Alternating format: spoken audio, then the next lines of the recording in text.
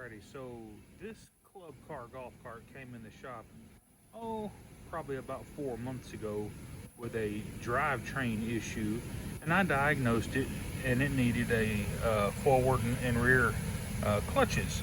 And I put a new belt on it, and everything's good to go. Well, it came back. They said it had a different drivability issue. They said it was making a really loud knocking noise, and holy crap, you know, I had this fixed at one time before because the top strap here broke off, and as you can tell, they did a little welding on it, and they did a little welding here. That don't look too bad.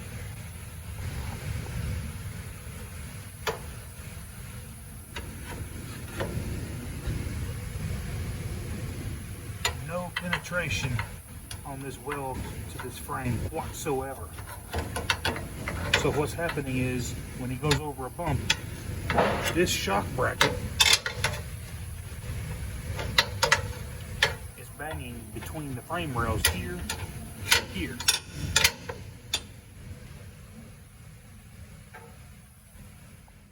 Even though these repairs are totally unrelated, you're going to get some flack for it because you're the last one that touched the machine.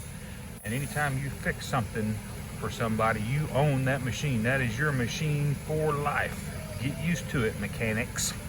I'm telling you, life isn't fair, but I'm gonna have to send this back off and get this re-welded.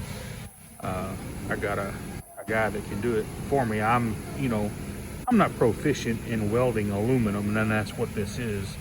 And if that was steel, I could weld it all day, but I don't have that kind of materials, or I don't have any machines or tools to weld that with.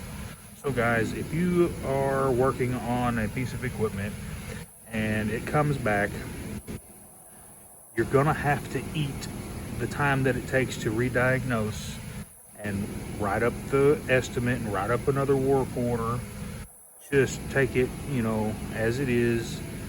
And industry says the customer is always right, and we know as technicians that that is not true. But to keep your business flowing, it's always good to maybe give a little, or possibly help baby that customer, just so you can keep a customer, so he'll keep getting that word out. But anyway, guys, just wanted to show you this little snippet of my day, and we'll catch you guys on the next one. Have a great day. More Medic One.